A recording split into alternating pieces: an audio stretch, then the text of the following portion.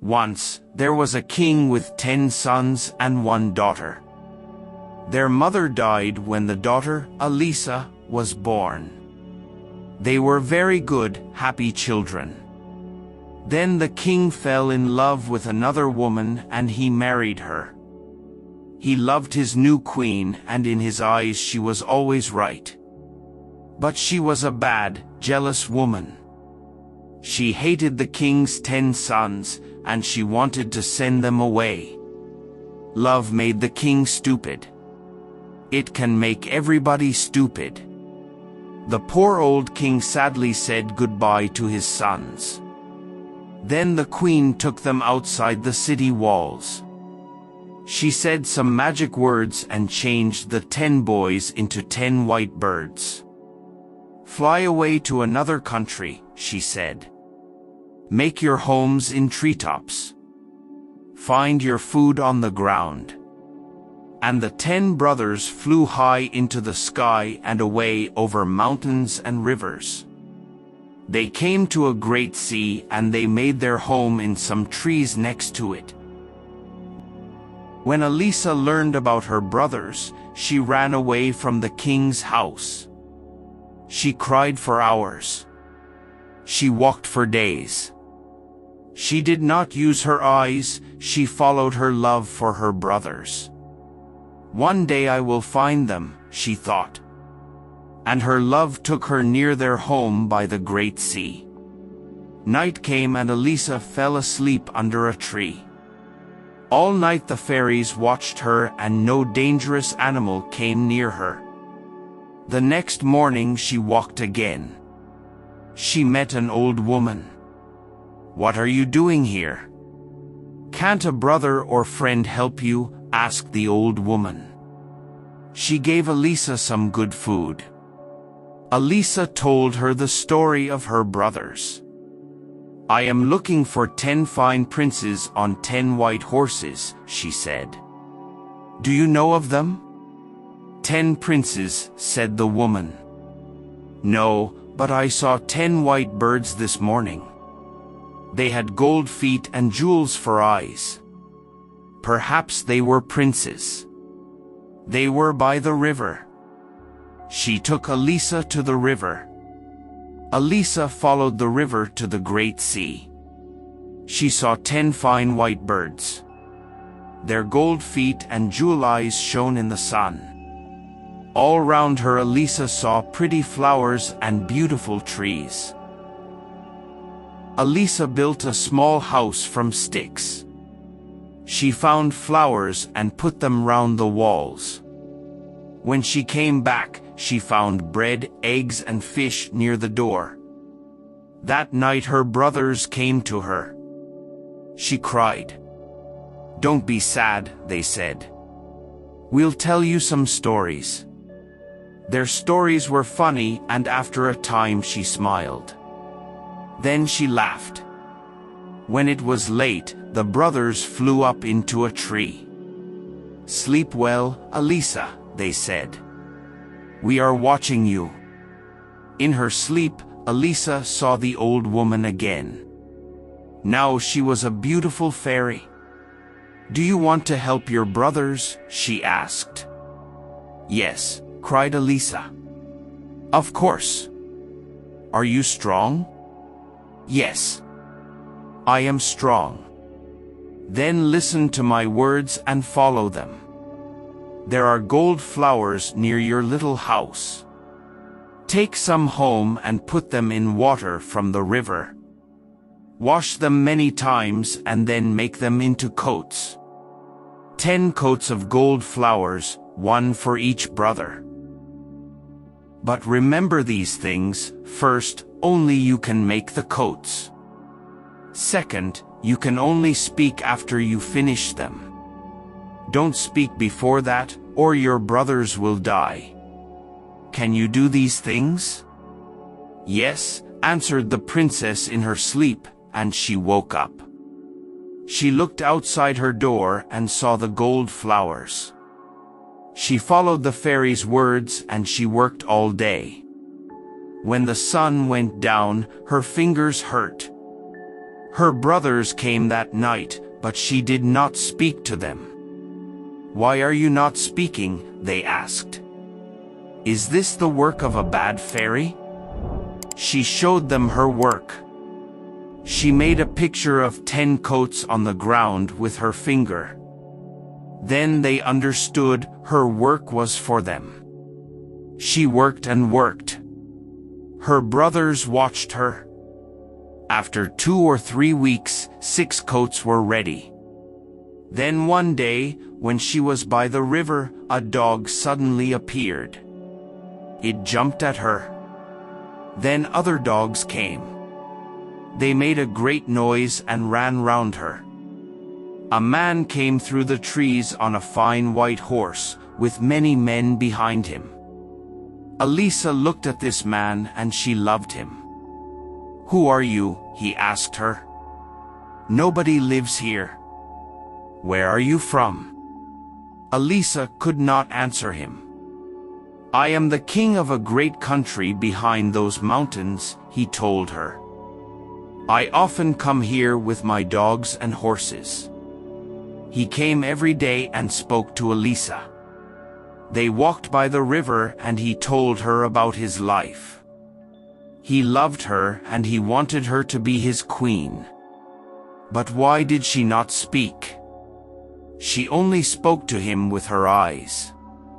In the end, he asked her, "Will you be my queen?" Poor Elisa started to cry. She ran to the gold flowers. "We will take the gold flowers and your work to my house.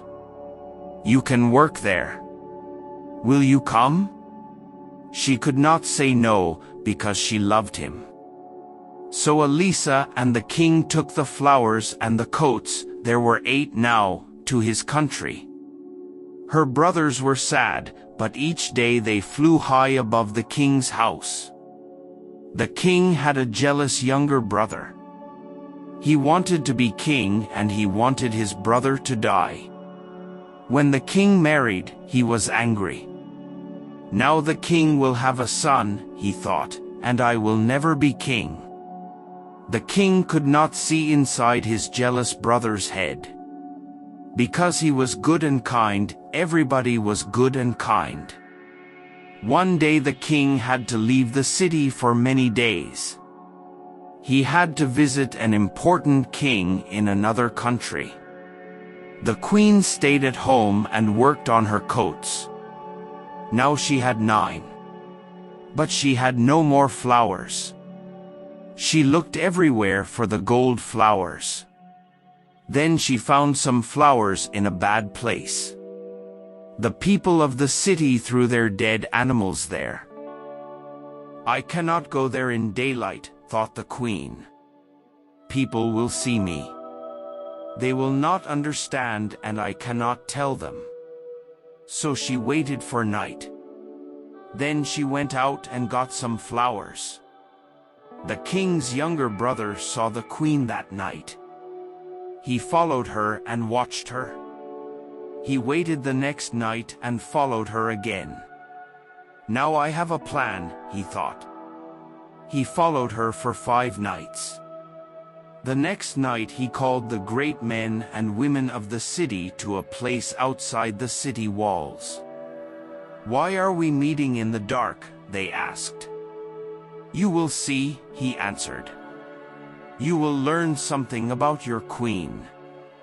Now, everybody, be quiet. Wait here with me and watch. What does our lovely queen do every night when the king is away? What do you think?" A little time later, the queen appeared and got the flowers. She started to walk home, but the king's brother ran after her. He caught her arm. "See," he cried to the people. "She is a bad woman.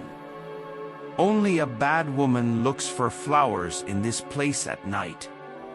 She uses them for bad magic.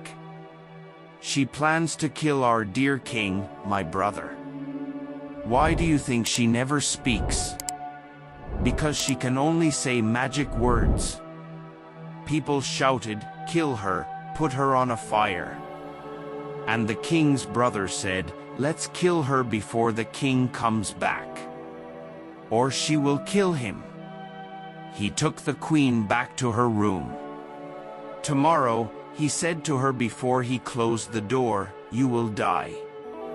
The king and his servants were 1 day's journey away from the city. They found a place for the night and got off their horses.